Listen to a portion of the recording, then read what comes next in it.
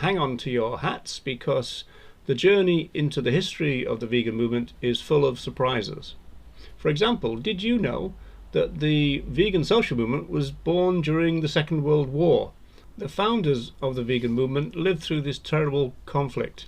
Some said that they found the experience shattering and shocking, and they thought it revealed the fact that humanity was in crisis. Therefore, before the end of this conflict, the vegans declared peace. They invited people to include veganism as part of their peace aims for the future, because they saw veganism as part of human moral evolution. In 1945, Donald Watson, the best known of the co-founders of the vegan social movement, was asked to specify what veganism was all about. He said it was about opposing the exploitation of sentient life. Watson went on to describe the vegan movement as the greatest cause on earth. And why so important? He said because this movement was the only one that could save humanity. Sociologist Matthew Cole studies the vegan social movement. He says that the vegan pioneers had intertwined goals of transforming human beings and transforming human society. We do that, the pioneers argued, by altering our attitudes to other animals. That is also the key to human liberation, they thought. The general idea was summed up very well in the 1990s by Kath Clements.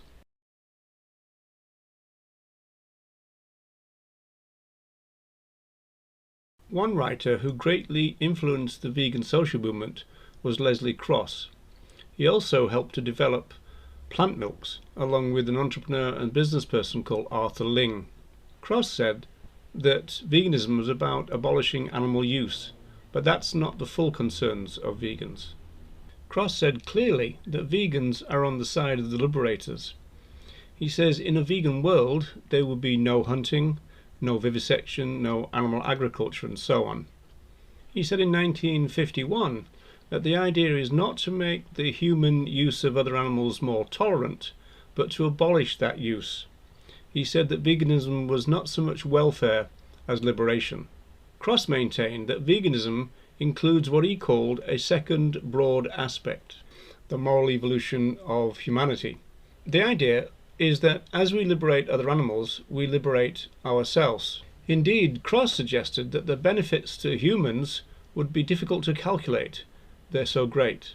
Sally Shrigley, along with Donald Watson, had asked the Vegetarian Society whether they'd be willing to have a non-dairy section. The Vegetarian Society refused, and so therefore, within a few weeks, the vegan movement was born. It's often suggested that the word vegan comes from the first three and the last two letters of vegetarian, which has led in recent years to this rather unkind slogan being born.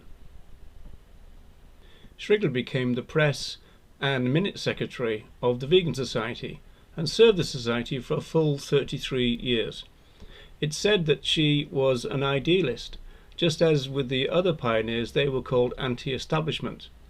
In a way, they had to defy the norms and values of their society, because the vegan social movement pioneers, they were virtually all told that they were going to die, and that was by people like doctors and vegetarians that knew them.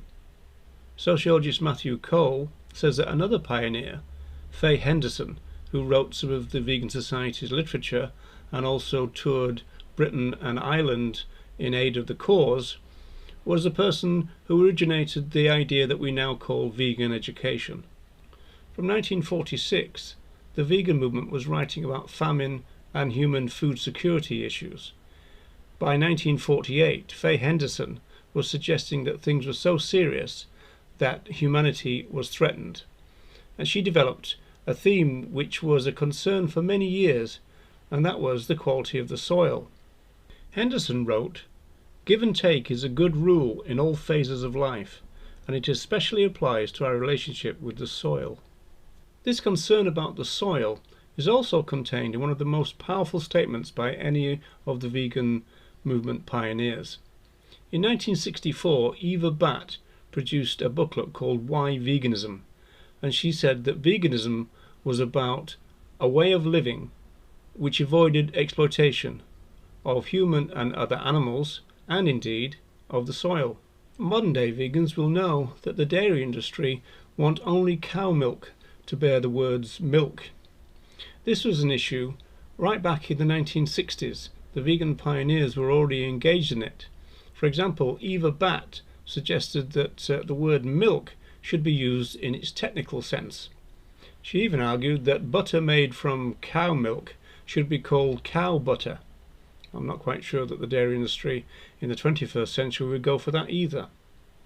Eva Batt claimed that products with animal parts in it should be clearly labelled.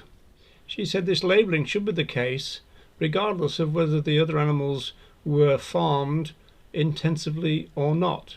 Once again, reinforcing Cross's idea that veganism is about liberation and not welfare. By the time we get to the 1970s, most of what the vegan social movement was doing in terms of producing literature was written by Kathleen Janaway and her husband Jack. And just like Donald Watson, they were both conscientious objectors during the war years. It's a bit of a vegan in-joke, really, to say that vegan HQ was at the Janaways, because at the time they lived in a village in England called Leatherhead. We get the impression from her writings that Kathleen Janaway had a keen sociological understanding of the problems that social movements face when it comes to forging radical social change. She talks about customs, she talks about the way that children are brought up in terms of tradition and in terms of the values that their parents are transmitting to them generation after generation. Both Kathleen and Jack Janaway seem to adhere to Donald Watson's idea that people need to be ripened up to new ideas, even though those new ideas are tempered by tradition. And Janaway herself was very keen to understand the power of the media. In 1976, Kathleen Janaway was featured on the BBC in a programme called Open Door. This is where the BBC would allow their resources to be used by social movements in order for the movement to make a film of their own. This film now looks very dated, although it's still available online. In fact, parts of the film were used by comedian Simon Amstell in his pro-vegan mockumentary called Carnage, which was released in 2017. Despite its dated appearance now, the documentary created a huge surge in membership of the vegan social movement back in the day. Kathleen Janaway, like the earliest of the vegan pioneers, was conscious of the fact that human progress, in a moral sense, seemed to have faltered. She believed this was partly due to their exploitation and use of other animals. Janaway argued that humanity needs to end its dependence on slaughterhouses, especially in relation to children. She thought that their moral development and their compassionate development was held back and hindered if their parents forced them to eat animal products. Janaway said that fundamental changes in the values and practices of the dominant world system, which has created a situation in which millions of people and animals already suffer extreme deprivation and die prematurely, is essential. She went on to explore what she called the vegan way, and also explore the idea of a tree-based culture with a new group that she formed, which was called Movement for Compassionate Living. Now, obviously, a social movement cannot really function properly if it's based at a person's house. And so this is where the aforementioned Arthur Ling comes into the story, in the sense that Arthur Ling was a remarkable business person and started his vegan journey in 1926. He was also a pioneer in terms of biodiesel and also in plant milks.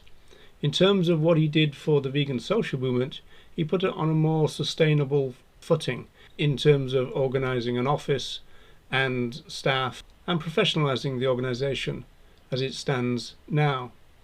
As a sociologist, the ironic thing there is that if you read social movement theory, we know that when a group does professionalise, then that means its radical core can be threatened. This, to some extent, has happened with the vegan social movement. It's an ongoing battle of ideas, as animal rights philosopher Tom Regan would put it.